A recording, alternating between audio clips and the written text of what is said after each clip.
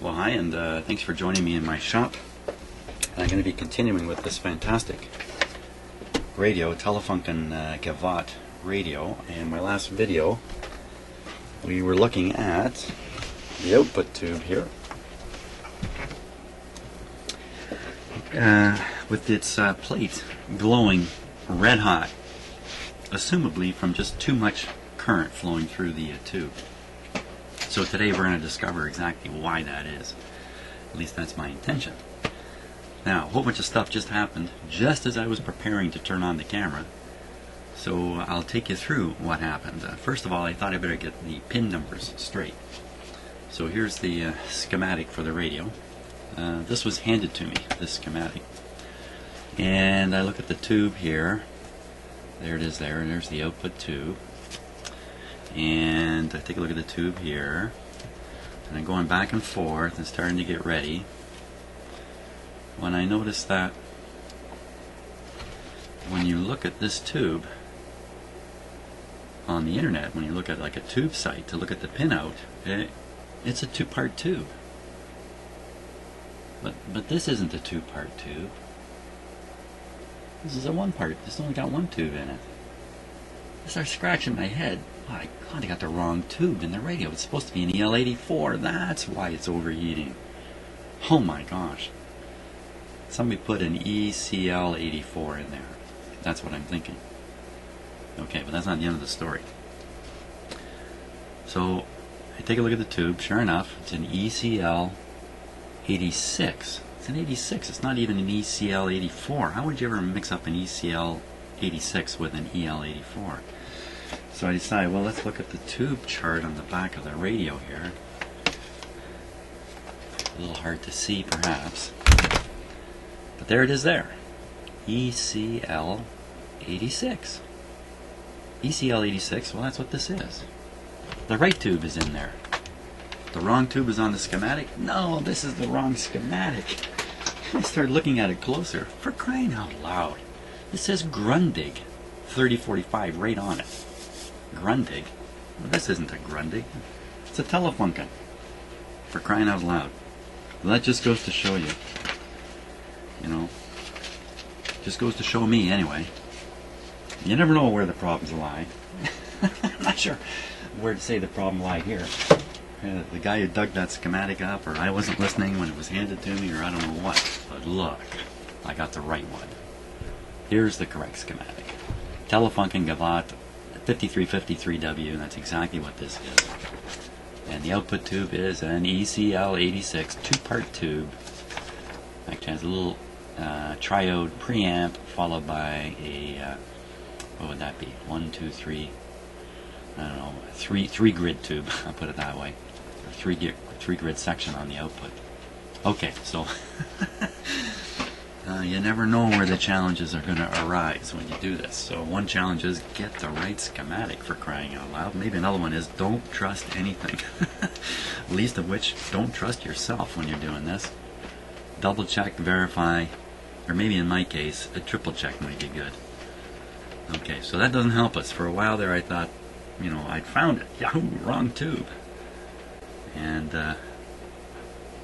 so the short period of great pleasure has ended with me going, okay, back to what I was going to do, which is verify the voltages around this tube. Now that also explains why previous testing of this tube socket led me to think that there was no screen voltage. I was testing the wrong pin because I had the wrong tube type.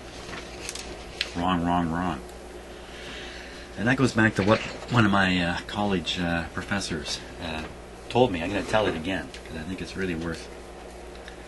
It's a very insightful statement he made, but he held up, and I've told this in another video, but I'll tell it again. He held up one of these in front of the class, and he said, "Do you guys know the problem with these meters?" And of course, we didn't know any problem with them, really. Somebody yelled out, "Too low input impedance." No. "Do you know what's wrong with these meters?" And we're all looking at each other. I don't know. He goes, "These meters always give you a reading." And now we're really confused. Oh, okay, the meter gives you a reading? Because the meter always gives you a reading. It's up to you to know if the reading's correct. In other words, have you hooked the meter up properly? Are you doing what you think you're doing? All that kind of stuff. And the problem is when you hook up a meter wrong, it still puts a number on the front. And off you go on your merry way, not realizing what has happened. So a very important lesson. Happy to repeat it. Funny the stuff that turns out to be important. Okay, so what are we going to do? So we have to turn this guy on. No, you know what I could do? I could read pin resistances. Why don't we do that first? I'll look at the resistance to ground of a pin in here, and then I'll compare it to the schematic and try to see if we can figure out whether that reading makes sense or not. So I think I'm going to set up my close-up camera on the schematic here so we can flip back and forth from it. So just bear with me. Okay, so you can see I've arranged my other camera and the schematic right here. We'll take a look through it. And so here's the output tube here. Two-parter. See the dashed line there? And the dashed line there? It's really one glass envelope. That's what they mean by that. So I'm going to read the resistance of each pin. You can see the pins are numbered here, thank God. 1, 9, looks like a 2 there. Let's get a little closer on this. Yeah, the schematic is so small that looking at it with my eyes is actually not so helpful. The camera here is actually quite helpful. So let me just correct the focus on it here. Very good. Yeah, that looks like pin 2 here. Likewise. And so the first thing I'm going to start with is the cathode resistor down here. This is the thing I'm most suspicious of right away. Pin 7, it looks like 7 volts is what they expect to drop across there. 260 ohms, and there's the bypass capacitor right there. 50 microfarads. Low voltage though, so it won't be a big physically big capacitor. It'll be a little bit smaller. And a 260 off of pin 7, and it's going to ground. So let's take a look at that. Okay. Pull this out. Some manuals, especially military manuals, give you all these resistances. With the set off, you can go around with an ohm meter into all the tubes and find stuff that way, and it's really, really handy. And I find this is a fairly effective way of doing it. And also, you can also test between pins and look on the schematic, reason out what you should be seeing when you take that test, and then compare it to what you're actually taking, what you're actually getting rather. So pin number 7. Now, pin number 7. So I'll count them here. Actually, I'll count the other way. 9, 8, 7. So that's pin number 7 there. And we'll read it to ground.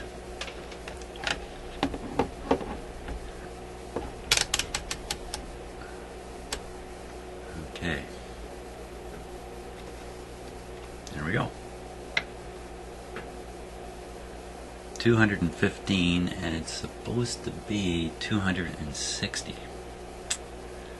So that's a little low, isn't it? Would it be enough to cause a heavy current?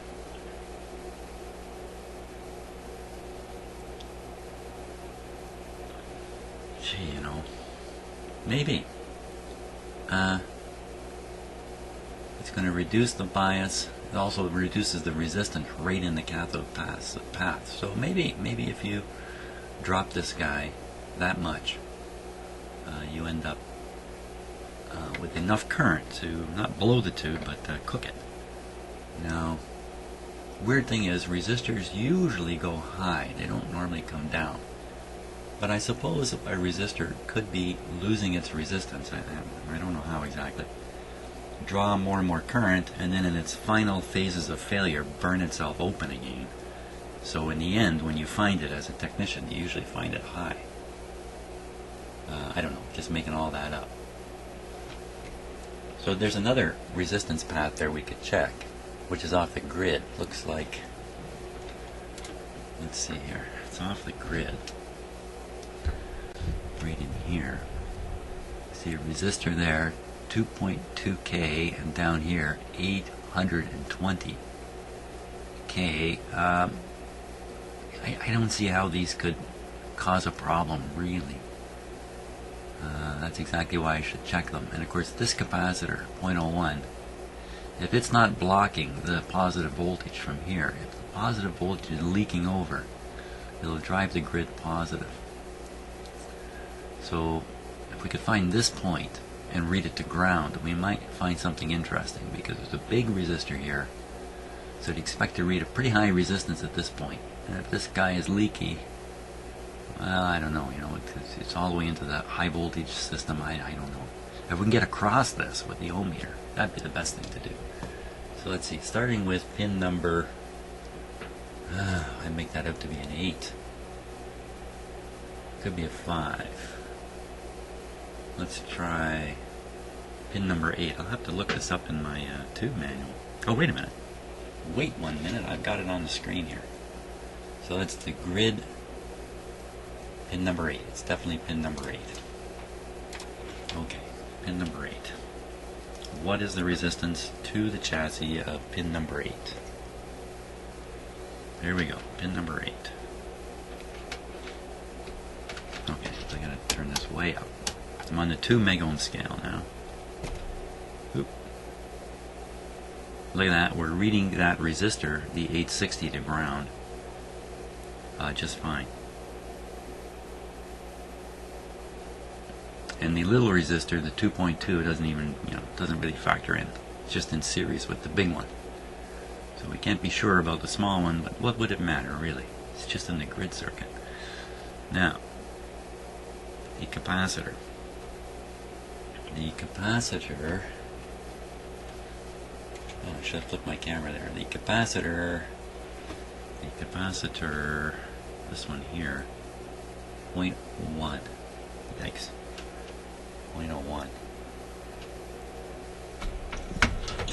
I'm not sure I'm going to be able to even spot it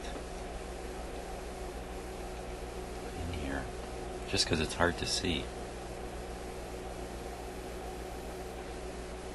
Oh, I changed the 0.01. I've already changed that one. I've already changed that capacitor. I forgot. Just in and around here on a long shot. And it didn't help, so we know it's not the capacitor. It wasn't the original one either. Well, I think we're going to have to find the 260 ohm resistor and change that to be what it should be. So 260. What's a 6? 6 is green. Is green or yellow? 6 is yellow, I think. So it'd be red, yellow, brown. Something like that. Red something brown anyway. Red something brown. So I'm just looking at the resistors in here. That one's really suspicious.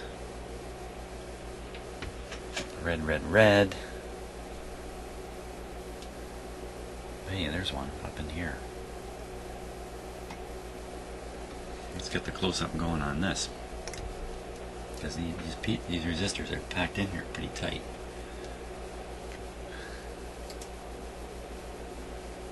Okay, so this one looks kind of funny, the one in the middle of your screen there. It's got this funny...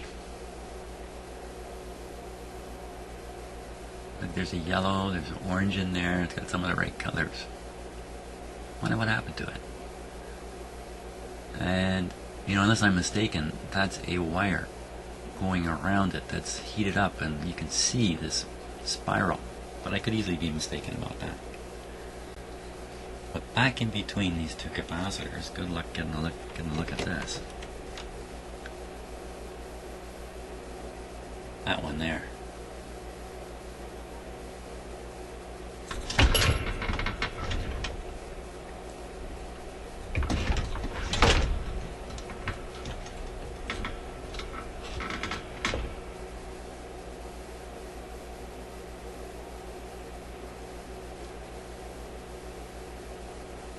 I don't know what to make of that.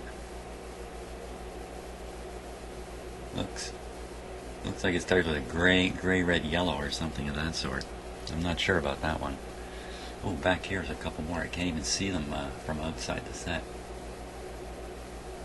There's that yellow. Well, they look like red, yellow to me. Both of those. There's the new capacitor right there. There's one down there, but you know, this one should be a fairly high wattage resistor too. They usually are. So these little low wattage ones, they don't even qualify. That's potentially the right one. Okay, so there's a yellow, black, something or other, I think. I'm not even sure the order I'm reading those on. And we're back to this guy. He looks hot. Look at the board around it.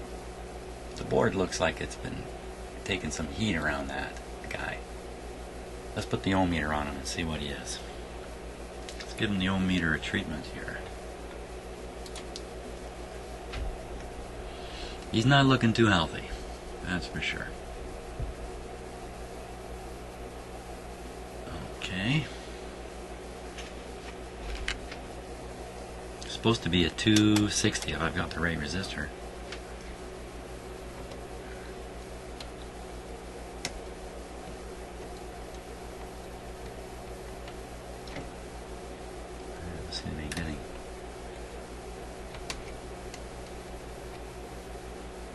Anything there.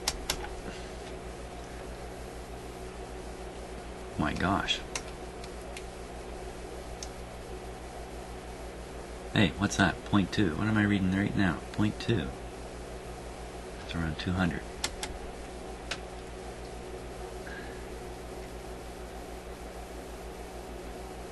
$215.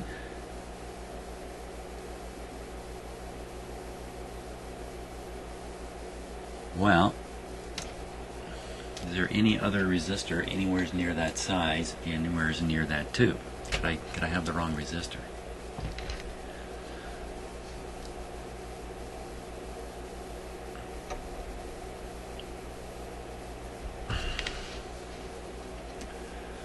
$260, 2.2K, 820K.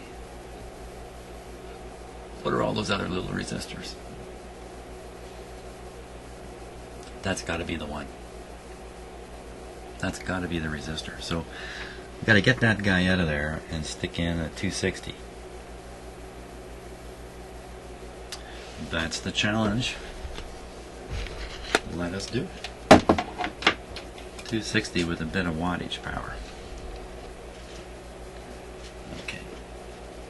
Now let me tip this up here.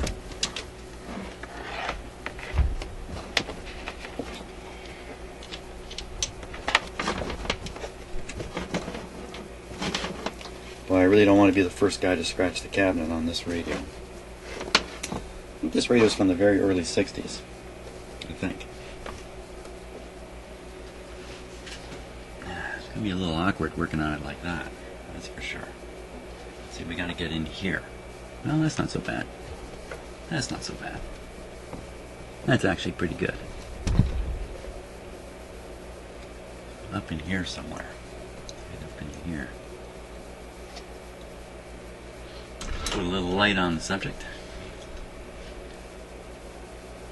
And hey, I'm not the first one to go in there with a soldering iron. Take a look at this. Take a look at this. I'm sorry, I had to switch the camera either until just now. Okay, now. I'm not paying enough attention though. You know what's happening? I look up on my computer screen and I got images from both cameras. And I keep seeing the image I'm interested in and I just assume because I can see it, you can too. But no, not necessarily if I don't have that camera switched on here. Okay, look at that. Look at that. That's from, oh, speaking of soldering, better turn on my soldering iron. Get it ready. So, oh, for crying out loud, that's probably me. That's probably me doing the capacitor. I'm looking at my own solder work here. Look at that. See it moving? Can you see? Can you look at this? This piece right here. Watch it.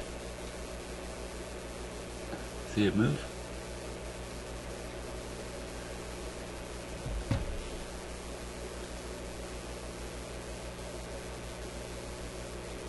Yeah, pretty ugly looking. Doesn't look so bad with my eyes, but when you see it on camera, you can definitely see it's not so good. The other end of the capacitor is down here a little ways. This part here looks okay. Well, that's good. That capacitor gives us a point to locate. Yeah, resistor. Oh no, the resistor is, yikes, not so good here. Okay, the resistor is up in here. This thing. I think this one and this one. That's what I think. Ooh, that's not so easy to get to. Now, what's that white thing right there? This white thing. It really looks like a plug. And the wires come out and head into the, it looks like the power supply. So, if it's a plug, I can just pull it out of there.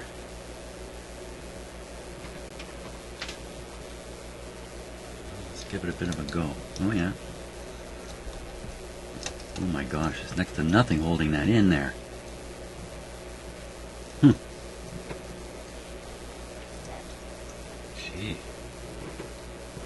I wonder if that could be part of the problem. It's really surprised.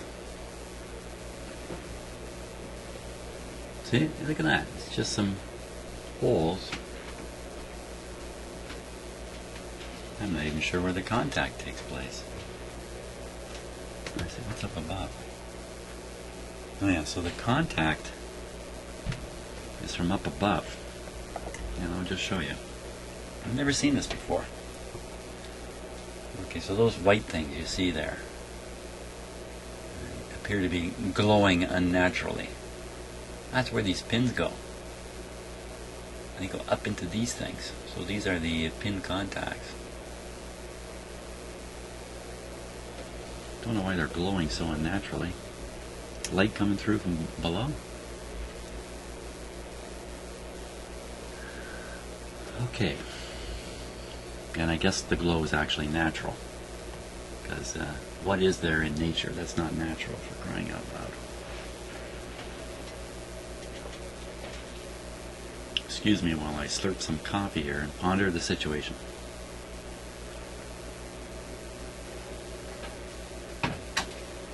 Coffee is good. Okay. Well, I guess it's just a matter of prying that part out of there now. So what I'm going to do is I'm going to find a little screwdriver here. Slip up under the resistor. Here. So I'm just picking it here. So I can apply a force pulling the resistor out.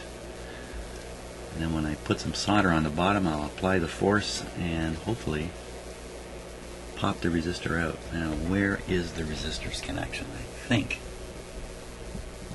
I'm very sure it's this one. This one back here. Which one? I think it's this here one. Right on the, no, gotta be this one. Right in here. My finger was probably in the way. Well, here's hoping my soldering iron's hot enough now. It's this one here. Wait a minute. Let me just double check.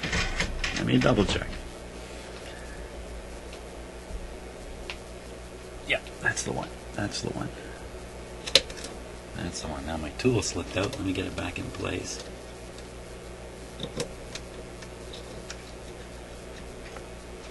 Okay, I'm ready on the pry.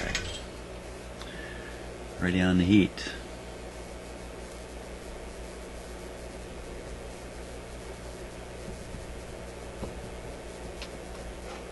Just came right out. Easy as could be. Now the other side's got to be this one here. So I'm just going to grab it now with a pair of pliers and put pressure on it. I guess that would be tension, wouldn't it? I'll be pulling on it, so that's going to be tension.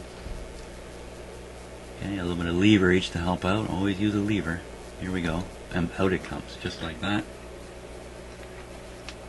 There it is. Red, black, yellow.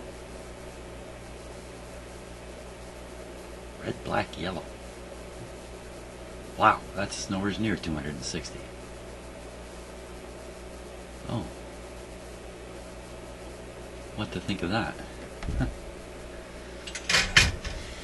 What am I supposed to think of that?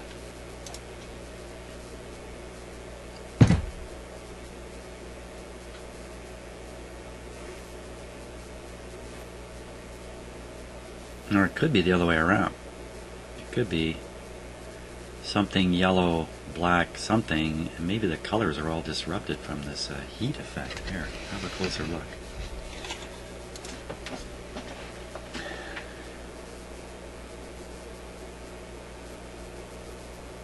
You can definitely see this thing's taking a beating. So it depends which way you want to call the colors.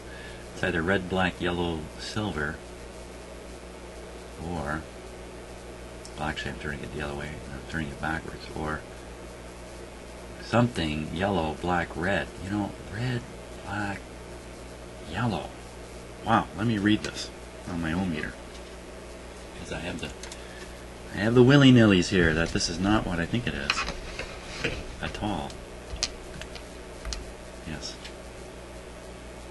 Willy-nillys. Now I wonder if that's a strictly Canadian event, the willy-nilly effect, or that's a worldwide phenomenon. Everybody's experiencing the willy-nillys now and then.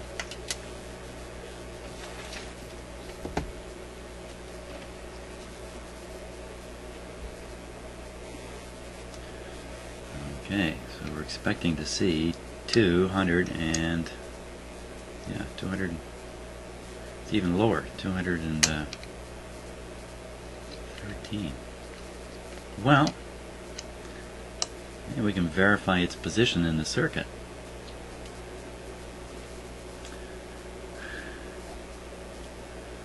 One side of that resistor is connected directly to the cathode. The cathode is pin number 7. Count pin number 7 here. I think we're starting here.